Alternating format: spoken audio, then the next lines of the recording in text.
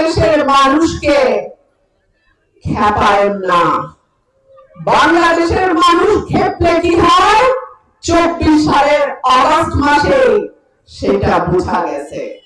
সামনে নির্বাচন, আপনারা ইতিমধ্যেই জানেন 1 মাস আগে চট্টগ্রামে বিএনপির মনোনীত এমপি প্রার্থীকে গুলি করা হয়েছিল। গতকালকে ওসমান হাদি গণতন্ত্র মঞ্চের একজন তরুণ তুর্কি, একজন তরুণ নেতা এবং তিনি ঢাকা 8 আসন থেকে নির্বাচন করার ঘোষণা দিয়েছেন স্বতন্ত্র প্রার্থী হিসেবে। তাকে খুব খারাপ ভাবে মাথায় গুলি করে আইসিইউতে আছে তিনি এখন।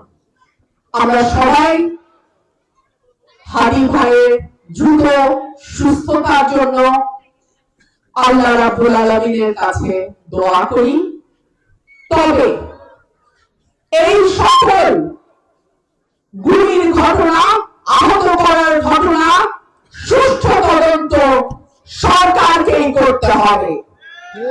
ইতিমধ্যে ফেসবুকে আমরা দেখেছি যে ছেলেটি গুলি করে তার ছবি সামাজিক যোগাযোগ মাধ্যমে ভেসে বেড়াচ্ছে। আমরা বিশ্বাস করি সরকার যদি চায় এই ধরনের নৃশংস খুনি, মাস্তান, দুর্বৃত্তকে একদিন 24 ঘন্টার মধ্যেই ধরতে পারে। সুতরাং নির্বাচনকে সামনে রেখে যারা ঘোড়া পানিতে মাছ শিকার করতে চায়, যারা বাংলাদেশে একটা গণতান্ত্রিক উত্তরণের পথে বাধা সৃষ্টি করতে চায়, যারা বাংলাদেশে একটা রাজনৈতিক সরকার আসার পথে বাধা তৈরি করতে চায়, বাংলাদেশের মানুষ একত্রিতভাবে তার দাঁত ভাঙা জবাব দেবে বলে আমরা বিশ্বাস করি। সরকারকে বলবো আইন শৃঙ্খলা রক্ষাকারী বাহিনী আছে, পুলিশ আছে, প্রশাসন আছে, সেনাবাহিনী মাঠে আছে। আপনারা দ্রুত এই অপরাধীদেরকে ধরে শাস্তির আওতায় আনেন, না হলে কিন্তু আগামী ফেব্রুয়ারির নির্বাচন অবাধ, সুষ্ঠু, নিরপেক্ষ নির্বাচন হবে না। আমি সরকারকে আহ্বান জানাবো, সর্ষের মধ্যে যদি ভূত থাকে,